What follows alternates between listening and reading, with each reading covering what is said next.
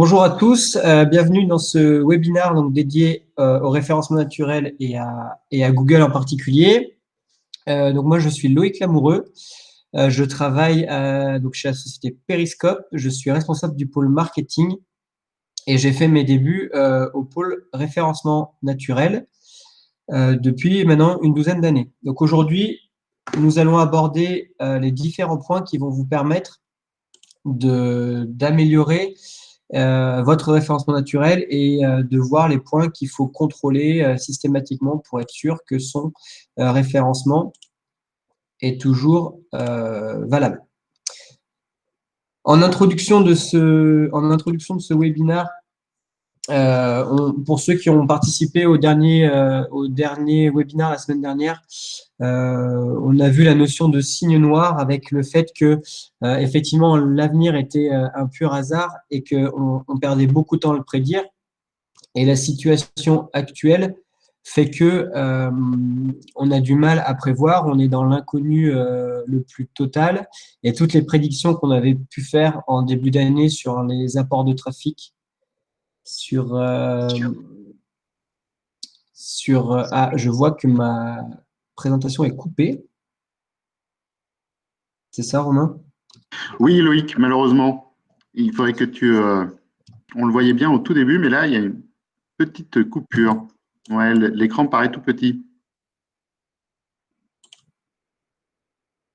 Parfait, merci beaucoup, Ça va Loïc. venir. C'est plus agréable pour tout le monde. Bon, désolé pour ce petit contretemps. Donc, je disais que l'avenir était de plus en plus difficile à prévoir et la situation actuelle nous le prouve tous les jours. Et en plus de ça, on a dans le domaine du référencement naturel, on a à faire face systématiquement à Google, qui lui aussi vient mettre son petit grain de sel dans ses problèmes de prédiction.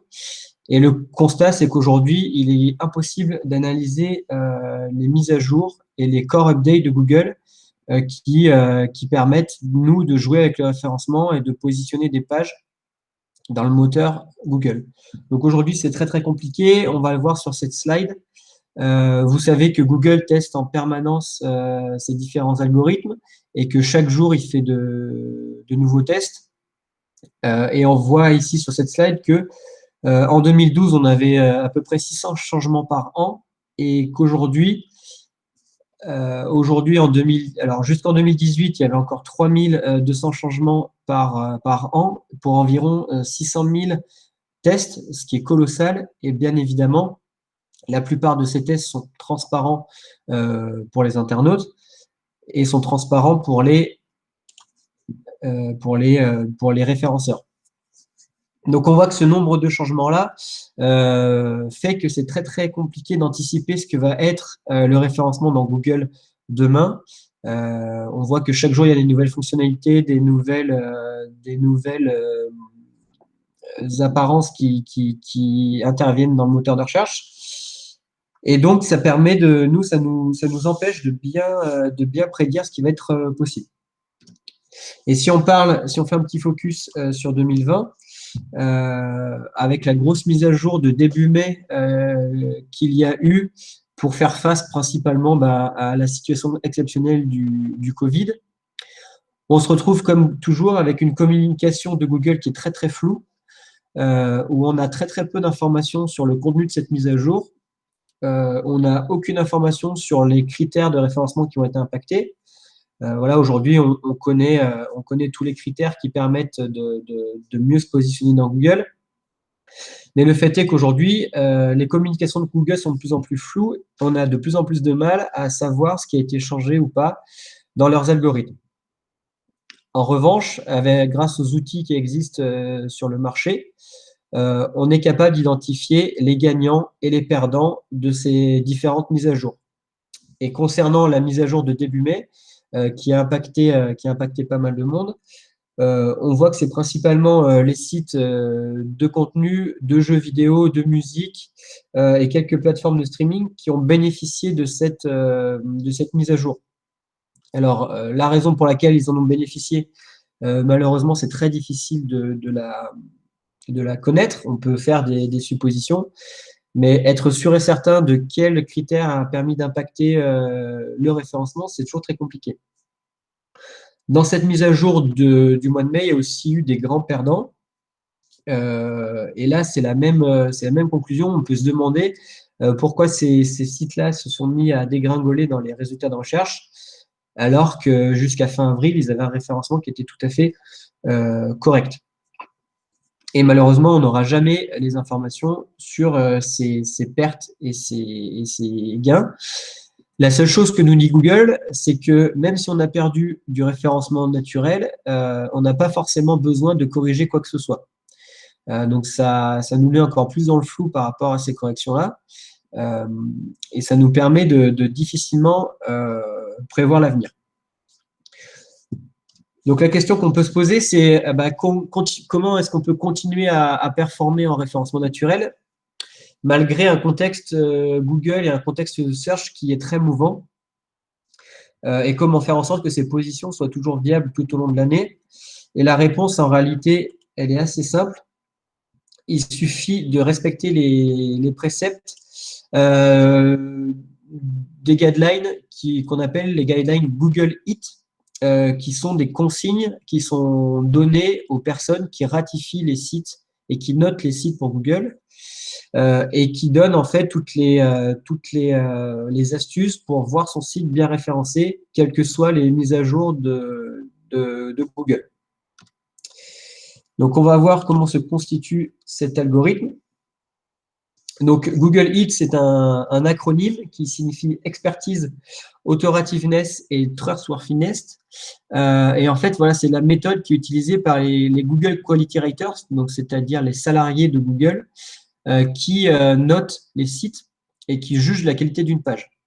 Et ces personnes-là, ils ont pour critères, pour grille de sélection, ces trois critères-là. Donc, l'expertise, c'est comment devenir expert dans son domaine et comment montrer ses qualités de contenu. On va voir plus tard dans la présentation que la qualité du contenu, sa taille, sa fréquence de mise à jour, les liens qui vont être faits entre vos différentes pages vont entraîner des effets bénéfiques sur Google si tout est bien rédigé et si vous respectez bien les consignes de Google. Le deuxième critère, donc c'est le A, donc authorativeness, c'est l'autorité de la page qui s'acquiert soit grâce à l'expertise de l'auteur, soit grâce aux liens que vous obtenez, ce qu'on appelle les backlinks. Donc, vous devez le savoir, plus vous obtenez de sites, plus vous obtenez de liens en provenance de sites tiers, et plus votre référencement va être amélioré. Donc, l'autorité va être également un critère qui va rentrer dans le bon référencement. Et enfin, il y a ce qu'on appelle la trustworthiness, donc c'est-à-dire la crédibilité. C'est comment faire en sorte de gagner la confiance des internautes, comment faire de vous la référence sur votre secteur en leur montrant la qualité de vos contenus. Donc, ces trois critères-là sont vraiment essentiels et nous permettent une chose, c'est de passer au travers de tous les filtres Google et de toutes les pénalités qu'on pourrait avoir après les mises à jour Google. Et donc, en respectant ces trois grands critères-là, on est sûr de passer au travers de toutes les mises à jour qui pourraient nous impacter de manière négative sur le référencement naturel. Donc, en bref, qu'est-ce que ça signifie de manière opérationnelle pour votre site? Tout d'abord, c'est la capacité de votre site à répondre aux besoins des internautes. Vous savez qu'on est dans une ère qui est de plus en plus conversationnelle, c'est-à-dire que les internautes se mettent à dialoguer de plus en plus avec le moteur de recherche, donc principalement grâce aux assistants vocaux, mais aussi grâce à toutes les fonctionnalités qui sont disponibles sur smartphone pour pouvoir poser des questions directement au moteur de recherche. Donc, notre capacité à répondre à des questions va nous permettre de gagner assez rapidement de la visibilité et de créer un vrai intérêt et une vraie plus-value pour votre site. Google Lead va aussi vous inciter à créer du contenu de qualité, bien évidemment. En plus de l'utilité du contenu, la qualité du contenu va évidemment rentrer en compte, puisque une page bien rédigée avec les bons mots-clés, avec tout un tas de critères qu'on verra plus tard dans la présentation, va vous permettre d'être mieux positionné. Le troisième élément qui a tendance à être un petit peu oublié de nos jours, c'est ce qu'on appelle l'UX, c'est-à-dire l'expérience utilisateur que vous allez créer sur les internautes. Et ça, Google est capable de mesurer la bonne ou la mauvaise expérience que les internautes ont eue sur votre site. Donc pour ça, il y a plusieurs critères très précis qu'on peut retrouver dans Google Analytics, comme le taux de rebond, comme la durée de visite, etc. Mais il faut savoir aussi que Google est capable de mesurer l'expérience que vous avez eue au sein de son moteur de recherche. Par exemple, si vous tapez un mot-clé, que vous cliquez sur le premier résultat et qu'instantanément, vous revenez en arrière pour revenir sur la page de résultat Google, ça veut dire que vous avez eu une mauvaise expérience avec le premier résultat qui s'est affiché. Et si cette mauvaise expérience vient à se reproduire plusieurs fois, eh bien, petit à petit, Google va descendre ce premier résultat en deuxième position, en troisième position, etc., jusqu'à trouver une place où les gens soient moins déçus par ce qu'ils voient. Donc ça, c'est ce qu'on appelle le Google Rank Brain. C'est le fait que systématiquement, Google analyse les comportements qui se font au sein de son moteur de recherche et adapte les résultats en fonction. C'est la raison pour laquelle aujourd'hui, il y a plusieurs dizaines de tests par jour. Et si vous tapez des questions, si vous tapez une requête le matin, une requête à midi et une requête le soir, eh bien, vous n'aurez pas forcément les mêmes résultats qui vous seront proposés. Donc, tout ça rend encore plus difficile le travail de référencement naturel. Le quatrième élément qu'on peut voir, c'est le fait de supprimer ou de rediriger les pages à faible rendement. Aujourd'hui, lorsque Google visite votre site, il a un temps à respecter. Et donc, si vous lui présentez des contenus de faible qualité, eh ben, il va perdre du temps à analyser des pages ou à analyser des liens qui sont de faible rendement et qui ne vont rien vous apporter pour votre référencement. La cinquième ligne, c'est de faire attention donc, à la qualité du contenu parce que c'est la qualité de vos contenus qui vont faire que vous allez naturellement ou pas recevoir des liens. Et enfin, il y a tout ce qui est lié aux critères HTTPS et à la rapidité d'affichage sur mobile qui vont former en fait une sorte de note de qualité globale et qui va être plus tard prépondérante pour votre référencement naturel. Donc, on va tout de suite rentrer dans le vif du sujet en balayant donc 11 points qui vont vous permettre d'être mieux référencé sur Google. Le premier, on en a parlé en introduction, c'est évidemment la densification des contenus et le fait que vos contenus soient utiles. Je vous ai mis ici en screenshot un petit conseil qui est dans les guidelines Google. Donc, rendre votre site intéressant et utile, créer du contenu attrayant et utile aura probablement la plus grande incidence sur votre site web que tous les autres facteurs présentés ici. Les internautes savent reconnaître un contenu de qualité et sont susceptibles d'y rediriger les autres. Donc, qu'est-ce qu'il faut entendre par là? Il faut entendre que la qualité de votre contenu, l'intérêt de vos pages et l'utilité de vos pages vont être le premier critère qui vont vous permettre de bien vous référencer. Et toutes les autres actions qu'on peut mettre en parallèle vont aider à vous référencer, mais seront toujours plus faibles que celles-ci.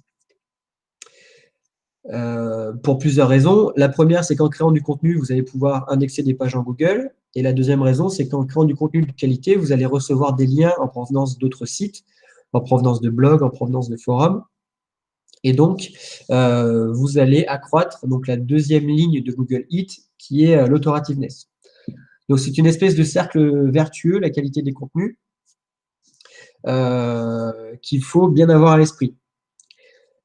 Donc, on recommande aujourd'hui d'avoir en général plus de 500 mots sur les requêtes qui sont très, très concurrentielles.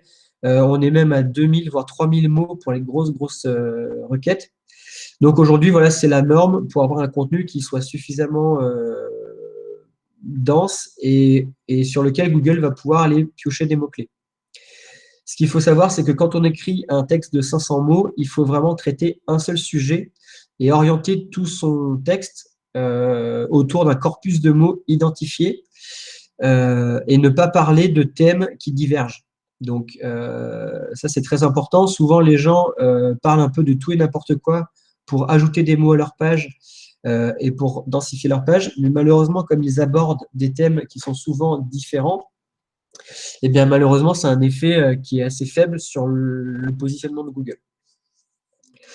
Toujours dans cette veine de contenu, donc il y a la page en elle-même, mais il y a votre site en globalité. Nous, on vous conseille d'identifier les pages qui sont très faibles en contenu, c'est-à-dire qui ont moins de 500 mots, moins de 300 mots, moins de 100 mots, et de les densifier pour pouvoir développer des sujets connexes et tout simplement rajouter de la matière sur ces pages. À l'agence, on conseille généralement de développer l'utilité, c'est-à-dire tout d'abord d'identifier les besoins des internautes. Qu'est-ce que les internautes ont besoin de faire? Qu'est-ce qu'ils recherchent et qu'est-ce qu'ils attendent de votre site? Et derrière, ça vous permet tout simplement de développer l'utilité du contenu et faire en sorte que les gens vont revenir sur votre site, vont partager vos contenus et vont partager aussi sur les réseaux sociaux, ce qui va permettre d'accroître votre popularité. En dernière position, je vous ai remis donc une petite citation de Google. Envisagez de créer un nouveau service utile qu'aucun site ne propose. Vous pourriez également rediriger vers une étude originale, publier un article d'actualité brûlant ou tirer parti de votre base d'utilisateurs unique. D'autres sites peuvent manquer de ressources ou d'expertise pour faire cela. À travers ces 3 phrases, en fait, Google nous engage à tout le temps chercher et à toujours développer des nouveaux contenus qu'on ne pourrait pas trouver ailleurs sur Internet. Donc, quand on parle de contenu, il y a des choses à ne pas faire. Il y a des mauvaises pratiques à éviter. La première, c'est de négliger la rédaction et de laisser des fautes d'orthographe ou de grammaire. Évidemment, plus un texte sera écrit en bon français et mieux ce sera. On déconseille aussi d'ajouter du texte et des contenus dans les images ou les vidéos, tout simplement parce que Google n'est pas capable encore d'analyser le contenu des images et le contenu des vidéos. Comme je vous le disais tout à l'heure, il est déconseillé de mettre des grandes quantités de texte qui abordent des sujets différents. Il faut bien évidemment éviter de copier, de dupliquer des textes qui se trouvent ailleurs sur Internet parce que vous allez tomber dans un filtre qui s'appelle le contenu dupliqué et qui va faire en sorte que votre site ne va pas ressortir dans les moteurs de recherche. Et enfin, en dernier point, il y a tous les éléments qui sont plutôt liés au spam et qui sont plutôt liés à la tricherie qu'il faut bien évidemment absolument bannir de vos pratiques. Mais par exemple, c'est d'insérer des mots-clés qui sont uniquement destinés aux moteurs de recherche. Donc, ça peut prendre plusieurs formes. Ça peut prendre la forme de liste de mots-clés séparées par des virgules. Ça peut prendre la forme de texte blanc sur fond blanc. Donc, tout un tas d'éléments de tricherie qui peuvent vous pénaliser, qui peuvent faire en sorte de plus du tout apparaître dans les moteurs de recherche. Il y a aussi évidemment le fait de volontairement mettre des blocs de texte en disant voici les fautes d'orthographe fréquemment utilisées. Voilà, tout ça, c'est des techniques qui sont liées à la tricherie et qu'on vous déconseille fortement d'utiliser. Dans la qualité globale d'un site, il y a évidemment les pages de faible qualité qui vont dégrader votre score et qui vont dégrader votre note globale de site. Donc, on vous conseille d'éliminer les pages de faible qualité. Pour cela, vous allez devoir passer par un outil qui s'appelle Google Analytics, qui permet de récolter tout un tas de données sur votre site et sur vos pages, et qui va notamment vous permettre d'identifier plusieurs choses. Premièrement, vous allez pouvoir voir les pages avec des forts taux de rebond. Donc, supérieur à 70%, on estime que c'est un taux de rebond qui est anormal et qui pose problème.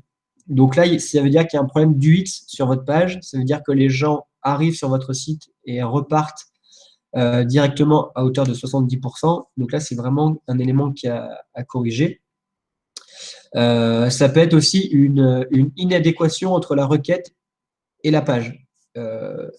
Étant donné que Google est un outil automatique, il se peut que vous soyez référencé sur des mots-clés qui n'ont pas d'intérêt pour vous. Et ça, évidemment, ça fait augmenter fortement les taux de rebond. Vous pouvez identifier aussi les pages à faible durée de visite. Si les gens restent moins de 5 secondes sur votre page, c'est qu'il y a un petit souci. Et le troisième KPI qu'on peut avoir là-dessus, c'est d'identifier les pages qui ont un très très fort taux de sortie. Parce que si les gens s'en vont de votre site, pareil, ça prouve qu'il y a un problème et que les contenus n'ont pas été soit à la hauteur des attentes de l'internaute, soit pas assez visibles, soit trop long à charger. Donc, grâce à ces trois éléments-là, vous allez pouvoir détecter des pages de faible qualité que vous allez pouvoir soit éliminer totalement, soit réaméliorer en ajoutant du texte, du contenu, des photos, etc. Donc, voilà pour le deuxième point. Dans Google Analytics, ça se présente sous cette forme-là. Vous avez à gauche la liste des pages et vous pouvez faire des filtres sur les taux de rebond supérieurs à 80, 90, etc., etc. Et vous pouvez identifier les pages qui posent problème. Dans ce screenshot, vous verrez en bas à droite que j'ai surligné sur fond bleu les pages qui ont généré de très très faibles entrées, c'est-à-dire des pages qui n'ont pas du tout été visibles pour le référencement naturel. Donc ces pages-là sont à éliminer, évidemment, à rediriger ou à densifier parce qu'elles n'ont rien apporté du tout au référencement, ce qui n'est pas le cas de la première page qui, par exemple, a permis de générer sur une période de 3 mois presque 6000 entrées sur le site. Donc grâce à ces analyses-là, vous allez pouvoir nettoyer vos pages, nettoyer votre index et ne faire découvrir à Google que des pages pertinentes. Lorsqu'on parle de création de contenu, on parle évidemment de mots-clés, de thématiques et de sujets. Et dans cette troisième acte, on va voir comment choisir les bons sujets pour identifier des pages que vous pourriez créer ou alors identifier des contenus que vous pourriez rajouter sur votre site pour densifier les pages existantes. Donc, pour identifier les top sujets, on a tout un tas d'outils aujourd'hui qui existent en ligne. La plupart sont des outils de Google, évidemment, puisque c'est lui qui récolte le plus grand nombre de données sur les comportements des internautes. Mais vous avez aussi des outils gratuits comme Answer the Public, comme People Also Ask, comme Google Suggest, qui vont vous permettre tout simplement de récupérer également des informations. Donc, le premier élément, c'est Google Suggest, c'est Google Keyword Tool, pardon. Donc, ça permet de trouver, en fonction d'un mot-clé de départ, tous les mots-clés connexes. Et surtout, ça permet de connaître le volume de recherche qui est utilisé pour ce mot-clé. On est capable de dire le mot-clé voiture pas chère, il est tapé 1000 fois par mois. On est capable de savoir que le mot-clé salle de sport est tapé 15 000 fois par mois, par exemple. Et tout ça, ça nous permet de scorer les mots-clés et de les classer par ordre d'importance et de priorité. Pour ceux que ça intéresse, cette partie-là de sujets, d'identification des sujets pour le référencement naturel, il y aura un webinaire qui sera dédié uniquement à ça et qui se déroulera au mois de juin, il me semble. Je vais passer rapidement sur les autres outils. Je pense que la plupart d'entre vous les connaissent, mais Google Trends permet d'identifier les sujets connexes et de voir la courbe de progression du volume. Google Search Console, qui est un outil qui permet de suivre l'état de santé de votre site, mais qui permet surtout de voir les mots-clés sur lesquels vous avez généré des impressions et très peu de clics. Et ça va vous inciter aussi à créer du contenu supplémentaire sur les pages qui sont très peu cliquées. Vous avez Answer the Public et People Also Ask qui sont des outils. Alors, People Also Ask est un outil de Google qui permet d'afficher des questions similaires à la première requête. Et Answer the Public qui permet d'identifier toutes les questions que se posent les internautes sur un sujet précis. Donc, si vous tapez, par exemple, perte de poids, Answer the Public va vous lister toutes les questions qui contiennent le mot-clé perte de poids. Et ça, derrière, ça va vous permettre de créer des contenus associés. Et Google Suggest, c'est tout simplement la fonctionnalité de Google qui fait que lorsque vous commencez à taper des mots-clés, il vous en propose plusieurs autres en relation. Donc voilà, je vous ai mis un petit exemple de nouvelles requêtes qui se sont créées, on va dire, grâce au Covid. même si c'est pas le bon terme, mais voilà, des nouvelles façons de rechercher, des nouveaux mots-clés sont apparus face à la situation exceptionnelle. Notamment tous les mots-clés qui contiennent confinement, qui contiennent distanciation sociale, ou aussi on retrouve beaucoup de requêtes qui contiennent proche de chez moi, puisque avec la limitation des déplacements, les gens se sont remis un peu aux requêtes locales, et ce sont des requêtes qui ont explosé tout au long de cette crise du Covid. Donc, il y a peut-être dans votre secteur d'activité des nouvelles opportunités de mots-clés à aller chercher liées à cette situation exceptionnelle. People also ask, donc c'est le screenshot qui est à l'écran. Donc, on peut déplier les accordéons et avoir des réponses très rapides. Ça offre pas mal de visibilité. Et surtout, ça vous donne des idées de contenu à produire. Et enfin, Google Trends, donc, qui permet d'identifier des sujets connexes à la requête que vous avez identifiée au départ. Et cette slide-là, donc c'est un aperçu de People Also Ask qui présente les questions sous forme d'arbres qui sont concaténées en fonction des différents mots qu'elles contiennent.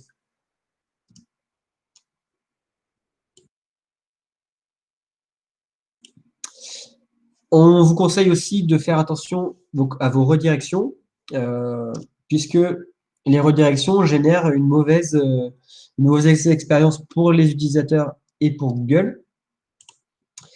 Quand on a un site et qu'on le fait vivre, il y a mécaniquement des pages qui deviennent obsolètes, des produits qui ne se vendent plus, des magasins qui se ferment, etc. Donc, il est tout à fait normal que les URL évoluent et que les pages évoluent avec elles.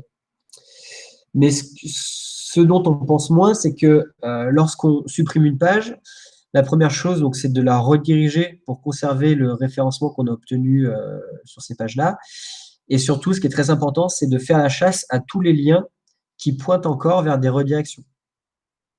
Parce qu'en plus de créer une mauvaise expérience utilisateur, il freine le bon parcours de Google sur votre site, ce qui peut avoir des conséquences à long terme assez néfastes.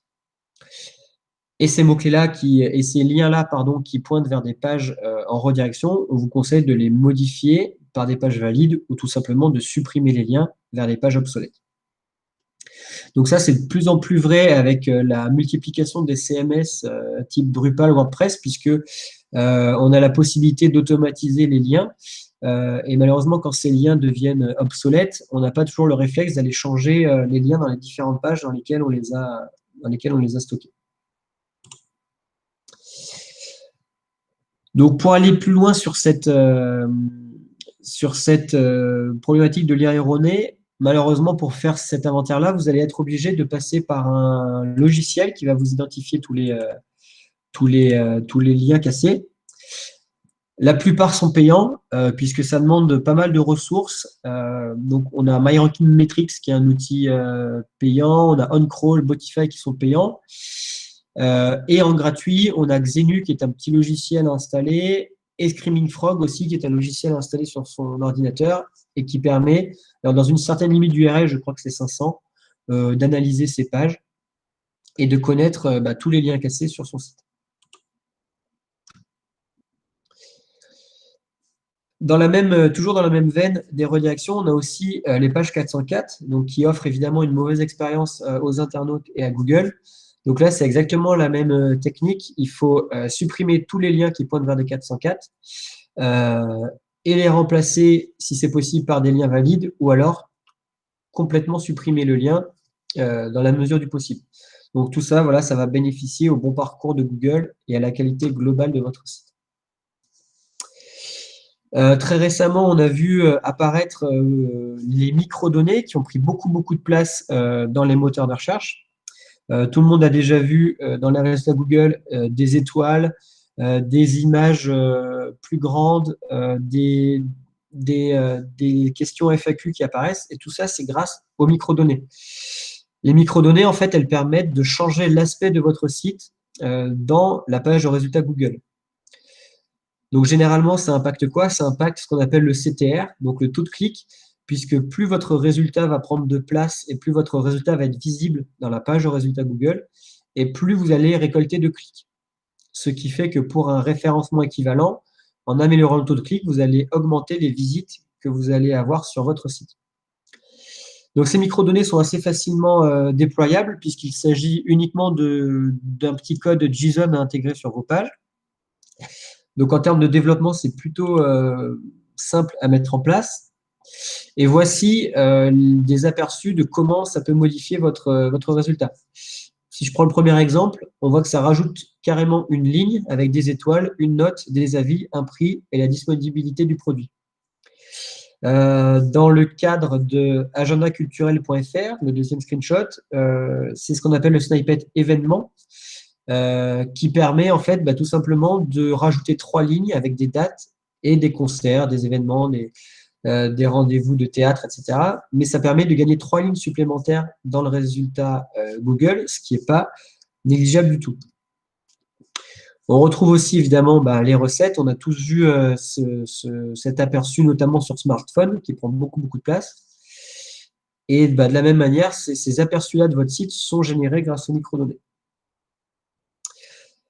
On voit apparaître beaucoup, surtout si vous faites des requêtes dans le monde de l'hôtellerie, on voit beaucoup apparaître ce qu'on appelle les microdonnées FAQ, qui rajoutent en fait 3 lignes supplémentaires à votre résultat. C'est le cas, par exemple, d'auvergnethermal.com, où en fait, on a inséré au sein des pages des questions et des réponses. Ensuite, on a balisé ce résultat-là avec les microdonnées. Et le résultat, c'est qu'on a pu obtenir 3 lignes supplémentaires dans la page de résultats Google, ce qui nous a permis de pas mal augmenter les taux de clic.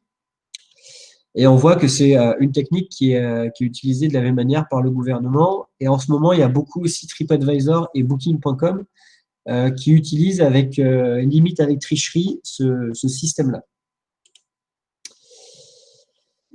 Le 7e point de notre présentation, ce sont les titles et les méta, qui aujourd'hui sont un des critères, qui rentrent dans les critères de contenu, qui sont un des critères les plus importants du référencement.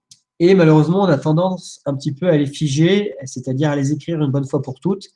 Et généralement, ils restent les mêmes tout au long de la vie du site. Mais il faut savoir que les titles et les méta ont un impact très fort sur votre taux de clic.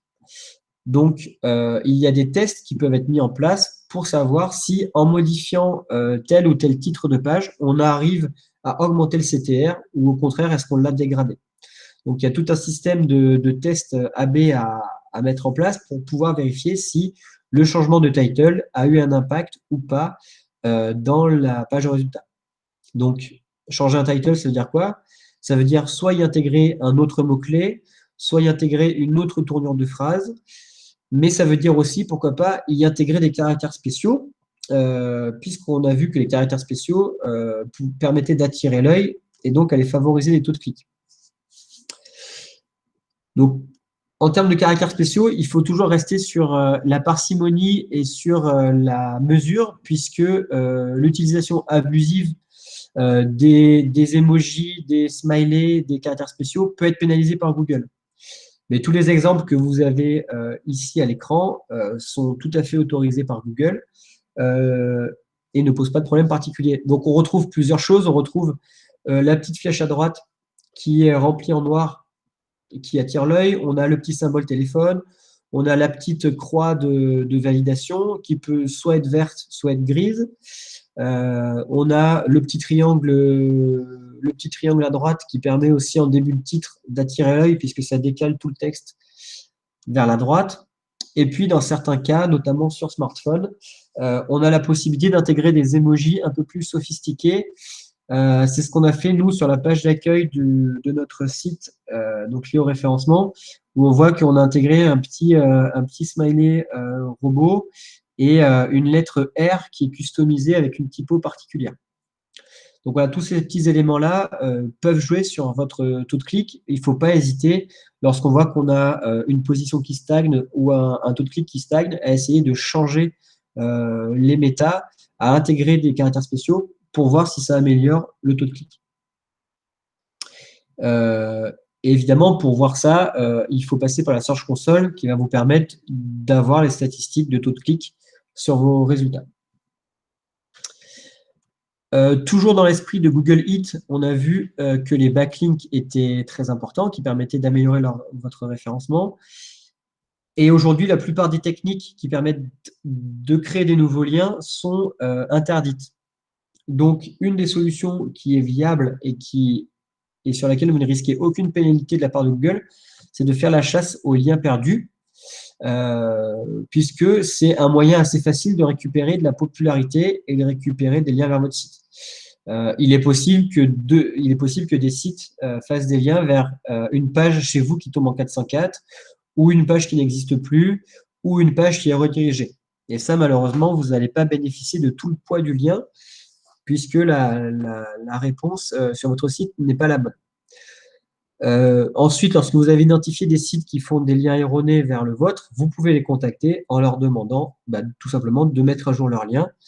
Ce qui est vraiment une pratique qui est bénéfique, c'est vraiment un cercle vertueux puisque le site qui fait un lien vers vous sera à jour et votre site vous permettra de récupérer un lien, ce qui est plutôt bénéfique.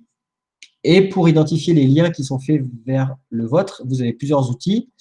Donc, il y a Majestic SEO, bien sûr, il y a Ahref et l'outil gratuit Google Search Console que nous vous conseillons fortement d'installer sur votre site. Le 9e point, c'est évidemment de développer le linking interne. Donc, toujours dans la veine de la création de contenu et de l'amélioration du contenu, il est toujours utile de faire des liens entre vos pages. Ça va permettre à Google d'associer les bonnes encres de liens avec les bons mots-clés et avec les bonnes pages. Et ça va permettre d'améliorer fortement le parcours de Google. Donc, dans l'arborescence, dans la création de liens internes, il y a bien évidemment l'arborescence, c'est-à-dire votre menu de navigation principal, avec des questions à se poser. C'est est-ce que mon arborescence, elle couvre tous les mots-clés de mon secteur? Est-ce que j'ai pas des trous dans la raquette? Est-ce que j'ai pas oublié des mots-clés? Est-ce qu'il n'y a pas des catégories que je pourrais créer pour enrichir mon site? Et tout ça, voilà, ça va permettre de modifier votre arborescence, de créer des liens supplémentaires entre vos pages et de créer du contenu. Lorsque vous créez une page de contenu, n'hésitez pas à mettre un ou deux liens dans cette page de contenu, donc vraiment dans le texte. Donc là, je ne parle plus des menus de navigation, mais je parle vraiment des liens intégrés au texte qui vont vous permettre de lier des pages spécifiques à des endroits précis de votre site, ce qui va permettre en fait de créer au sein de Google une sorte de cloison entre les thématiques que vous allez aborder. Donc, si vous parlez de sport, n'hésitez pas à créer des contenus en relation avec ça et à les lier au sein de vos pages. Et nous, à l'agence, on crée un document qu'on appelle un mapping de mots-clés, c'est-à-dire qu'on remet l'arborescence de votre site dans un Excel.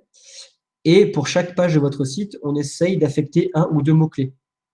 Et ça nous permet justement d'identifier les éventuels manques et les trous dans la raquette qu'il peut y avoir sur les sujets qu'on a choisis, sur les mots-clés qu'on a identifiés. Et grâce à ce document-là, et grâce à ce travail d'inventaire-là, après, on est capable de dire, il manque 3 pages sur tel mot-clé, tel mot-clé, tel mot-clé. Et après, on peut partir en rédaction et en création de contenu. Donc voilà à quoi ça ressemble, c'est assez simple. Dans les colonnes de gauche, on remet l'arborescence à plat. Dans les 2 colonnes du milieu, mot-clé 1, mot-clé 2, on affecte des mots-clés qu'on a identifiés comme étant pertinents pour ces pages. Et ensuite, on va pouvoir rédiger les titles, rédiger les méta et les mettre en corrélation avec une URL précise. Ce qui fait par exemple que si le mot-clé 1 ne tombe pas sur votre page d'accueil, c'est probablement qu'il y a un problème. Donc, c'est soit que vous avez une autre page qui se référence à la place, soit que vous n'êtes pas du tout positionné. Et dans ce cas-là, ça permet d'agir assez rapidement et de réaxer votre linking interne et votre production de contenu. Donc là encore, il y a des bonnes pratiques qui sont données par Google dans la création de contenu. Tout ce qui va faciliter la navigation de l'internaute, tout ce qui va permettre de creuser un sujet et de trouver des liens complémentaires à un sujet précis. Tout ce qui va être accessible par un clic va être vu par Google, donc va rentrer dans la note globale que vous attribuez Google. Et évidemment, comme toujours, il y a des éléments à éviter, comme de créer des liens de navigation complexes c'est-à-dire de toujours lier toutes les pages entre elles. Donc ça remet en cause un peu les menus de navigation globaux. Et aujourd'hui, on voit de plus en plus de sites qui font ce qu'on appelle des pages un peu cul-de-sac, c'est-à-dire que quand on est dans une thématique précise, quand on est dans la thématique du sport, par exemple, eh bien, on ne peut plus aller dans la thématique de la nutrition ou dans la thématique de je sais pas, de l'équipement des machines. Donc, tout ça pour créer des univers de mots-clés assez étanches qui permettent de mieux se positionner. Et puis, évidemment, dans l'arborescence, tout ce qui est au-delà de 3 clics est assez peu accessible aux internautes. Donc, il faut vraiment veiller à la profondeur de votre arborescence. L'avant-dernier élément, donc, c'est l'inspiration que vous pouvez trouver chez les concurrents. Aujourd'hui, il est clairement possible d'espionner les concurrents et d'identifier les bonnes pratiques qu'ils utilisent. Donc ça, c'est à travers de plusieurs outils, dont la majorité sont malheureusement payants. Mais on a SEMrush qui permet par exemple de voir les mots-clés sur lesquels vos concurrents se référencent. On a Majestic qui permet de voir tous les liens acquis par vos concurrents. On a TextFocus et Allies qui permettent de récupérer toute la densité de mots-clés, tous les univers lexicaux qui sont utilisés par vos concurrents. Et puis, on a tous les outils de crawl qui vont nous permettre de savoir combien de pages possèdent les concurrents, combien de H1, combien de titres dupliqués. Et on a, grâce à ces outils-là, un aperçu de l'état de santé des sites concurrents. Le dernier élément, souvent qui est oublié, c'est ce qu'on appelle les sitemaps. Les sitemaps, donc ce sont des cartes de votre site sous format HTML, sous format XML, pardon. Et généralement, c'est un peu la même chose que pour les liens. On oublie généralement de mettre à jour ce fichier une fois que le site est en ligne, ce qui fait qu'il a tendance un petit peu à mourir à petit feu. Et donc, vérifiez bien que votre sitemap est à jour. Donc aujourd'hui, avec la plupart des CMS du marché, il est assez simple de mettre à jour son sitemap et de l'avoir toujours à jour. Mais si vous avez un site qui est sur une technologie un petit peu obsolète ou si il est codé en HTML en dur, eh bien malheureusement, ça va être assez compliqué de mettre à jour ce sitemap-là. Mais je pense que la plupart d'entre vous utilisent des CMS marché, donc vérifiez qu'il y ait les bons types de contenus qui soient dans le sitemap, vérifiez que votre sitemap est bien à jour. Si vous avez un site multilangue, vérifiez bien que le multilangue est géré par votre sitemap. Assurez-vous également que votre sitemap ne fasse pas de lien vers des pages orphelines. Donc les pages orphelines, ce sont des pages qui ne sont accessibles uniquement via le sitemap, mais pas via l'arborescence. C'est le cas généralement quand on désactive une page. On la désactive du menu, on la désactive de l'arborescence, mais généralement, elle apparaît toujours dans le sitemap et ça crée ce qu'on appelle une page orpheline, c'est-à-dire une page qui n'est reliée à rien, qui n'a plus de parents et qui a tendance un peu à errer dans l'index de Google.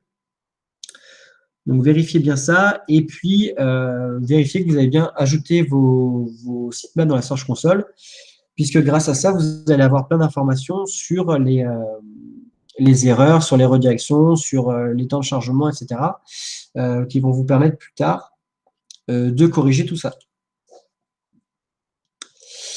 Donc voilà pour les 11 points. On va passer à la conclusion de ce webinaire. Donc, quel SEO après le Covid?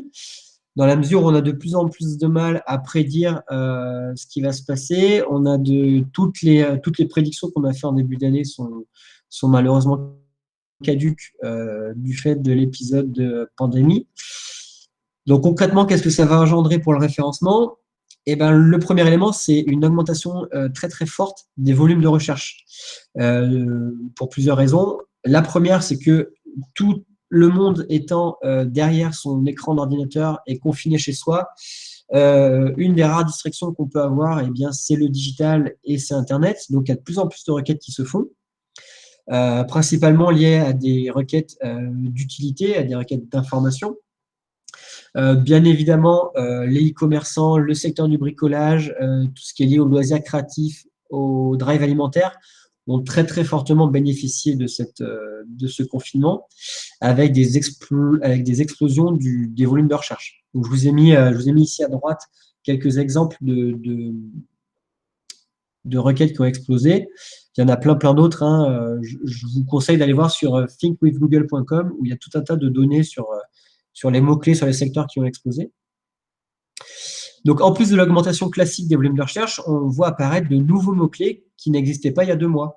Le mot-clé sport confinement, le mot-clé perte de poids confinement, le mot-clé 100 km à vol d'oiseau n'existait pas avant la phase de confinement. Donc, il y a potentiellement, vous, dans votre marché, des mots-clés à aller chercher liés à cet épisode particulier. Sur la livraison de nourriture aussi, également, il y a pas mal de requêtes qui se sont créées, puisque les gens cherchent des éléments principalement proches de chez eux pour pouvoir sortir et aller récupérer leurs produits. N'oubliez pas également, ce qui a vraiment été le fil rouge de ce webinaire, mais l'utilité du contenu.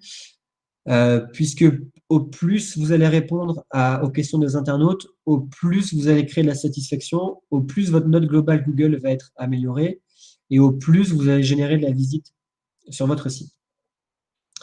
Pour continuer sur les outils, donc il y a un outil pour les personnes qui ont des marchés aux US. On a un outil qui s'appelle Exploding Topics qui permet de voir toutes les marques et tous les mots-clés qui ont explosé pendant cette période un peu particulière. Et puis, pour voir les grandes tendances de fond et les grandes analyses marketing, il y a la plateforme Google qui s'appelle thinkwithgoogle.com et qui permet vraiment d'obtenir pas mal de données sur la situation actuelle et sur ce que va être l'avenir en sortie du confinement. Je vous remercie pour ce webinaire. On va passer aux questions-réponses. Et du coup, je coupe de suite l'enregistrement